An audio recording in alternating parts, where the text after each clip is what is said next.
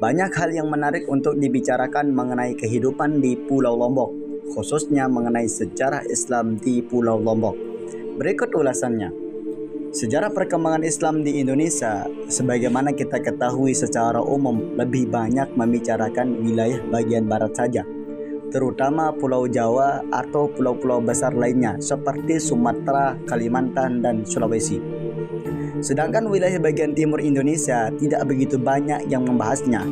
Akibat dari itu semua, pengetahuan mengenai bangsa Indonesia akan menjadi berat sebelah dan karenanya sulit mengerti bangsa Indonesia secara keseluruhan.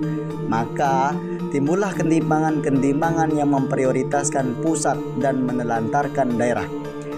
Indonesia bagian timur terdapat jejeran pulau-pulau kecil seperti Bali, Lombok, Sumbawa, Kupang, dan lain-lainnya yang memiliki sejarah yang hampir sama dengan apa yang dialami pulau-pulau bagian barat.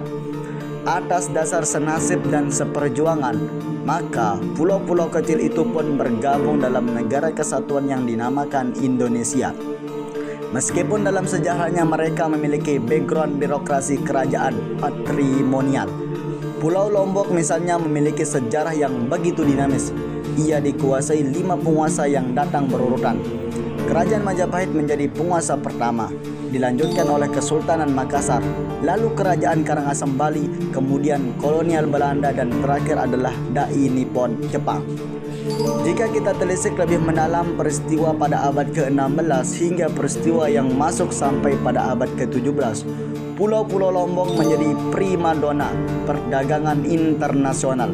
Bermula ketika datangnya Portugis ke wilayah Nusa Tenggara Timur, berlanjut dengan datangnya Belanda di Bali, Lombok, dan Sumbawa. Ketertarikan akan pulau-pulau kecil itu pun akhirnya berubah menjadi penjajahan.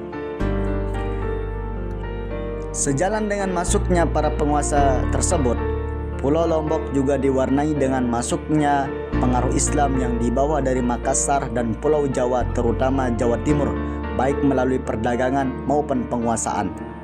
Pada abad ke-17, Islam di Lombok dibawa oleh Sunan Prapen, anak dari Sunan Ratu Giri, yang mengakibatkan gesekan-gesekan langsung maupun tak langsung dengan budaya yang sudah mapan di pulau itu, Hindu dan Buddha Majapahit. Sejarah perkembangan Islam di Pulau Lombok pada abad ke-17 merupakan bentuk keberadaan agama Islam yang dianut sampai sekarang oleh masyarakatnya, agama Islam yang berkembang di Pulau Lombok. Pulau Lombok meninggalkan berbagai macam bentuk bangunan, salah satunya yang ada di Pulau Lombok bagian utara atau Kabupaten Lombok Utara, khususnya di Desa Bayan.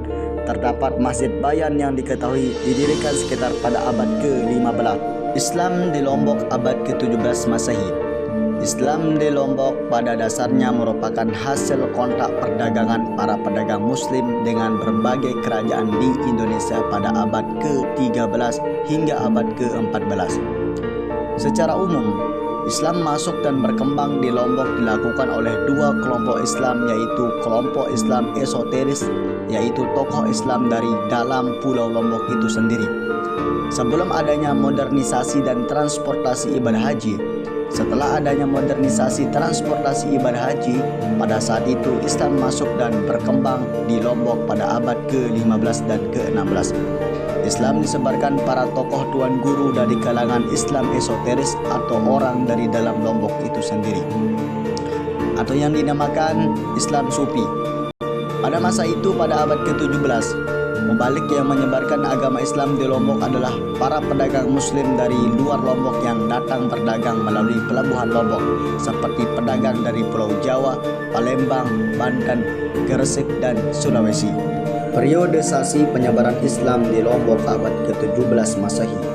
Secara historis, perkembangan Islam di Pulau Lombok menjadi kuat setelah Raja Lombok melakukan kerjasama dengan Kerajaan Makassar, dan penaklukan yang dihasilkan oleh Sultan Makassar Goa atau Raja Lombok Dewa Maharaja Parawa pada tahun 1623 menyebabkan kontak antara Raja-Raja Lombok dan Raja Makassar.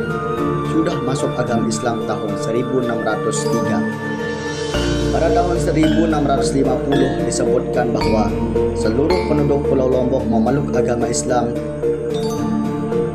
Pendatang baru yang datang dari luar Pulau Lombok kemudian dikenal sebagai orang yang benar-benar yang mau menetap di wilayah Pulau Lombok.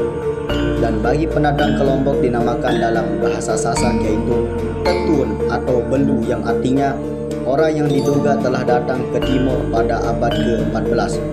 Mula-mula di dataran rendah Benai, kini daerah Kepetoran Wehali.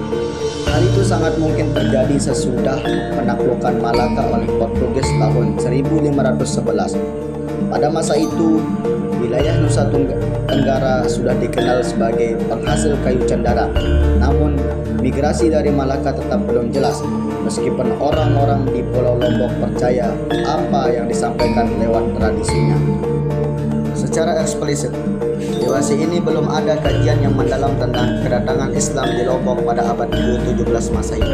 Tetapi, setidaknya ada 3 teori yang menjelaskan tentang masuknya Islam di Lombok, yaitu Islam masuk ke Lombok pada abad ke-13 Masehi bersamaan dengan masuknya para pedagang Gujarat ke Perlang, Samudra Pasai, juga dari Arab, yaitu adanya seorang mubaligh Syekh Nurul Rasyid yang kemudian menikah dengan Dende Bulan, Dewi Anjani, dan melahirkan anak bernama Zulkarnain, yaitu cikal bakal Raja Selaparang. Di Batu Layar, Kota Mataram, terdapat makam seorang Arab bernama Syed Duhri Haddad Al-Hadami yang mengembangkan Islam pada masa kerajaan Selaparang di Pulau Lombok, juga sudah diketahui sejak abad ke-17.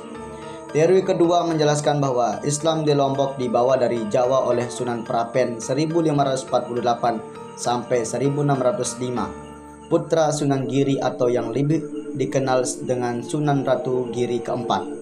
Datang bersama dengan Pangeran Sangapati pada abad ke-16 melalui jalan utara. Hal ini ditandai dengan adanya lokal Jawa, Ampel Duri dan Ampel Gading di Bawean, Lombok Utara melalui Pelabuhan Carit. Anak Agung Ketut Agung menyebutkan bahwa penyebaran Islam mulai dari kerajaan Lombok sebelah timur, kemudian menyebar ke kerajaan tetangga lainnya seperti Kerajaan Langko, Kerajaan Pejanggi, Kerajaan Bayan, Kerajaan Parwah, Kerajaan Sarwadadi, Kerajaan Sokong, dan Kerajaan Sasak. Anak Agung Ketut Agung tahun 1661 sampai dengan 1950. Teori ketiga menyebutkan bahwa Islam masuk ke Lombok pada abad yang sama, yakni abad ke-16, namun melalui jalur timur, yakni dari Pulau Sumbawa yang kemudian disebarkan oleh para pedagang dan pelaut dari Makassar. Sebagaimana diketahui, kerajaan Selaparang Islam semula di Labuan Lombok, Kabupaten Lombok Timur, yang kemudian sekarang dipindahkan ke bekas ibu kota kerajaan Selaparang Hindu, yaitu waktu Perang Lombok. Dan teori yang ketiga ini adalah sebagaimana Islam di Bima yang datang dari Makassar dan kemudian menuju Lombok. Dari ketiga teori tersebut dapat disimpulkan bahwa Islam masuk di Pulau Lombok pada abad ke-16 dan berkembang pesat sampai abad ke-17. Dua di antara ketiga teori masuknya Islam di Pulau Lombok menegaskan hal tersebut, yakni dari dua jalur arah yang berbeda, yaitu dari arah barat, yaitu Jawa, dan dari arah timur, yaitu dari Makassar, melewati Bima dan Sumbawa Baru, kemudian ke Pulau Lombok. Walaupun tidak dapat menutup mata juga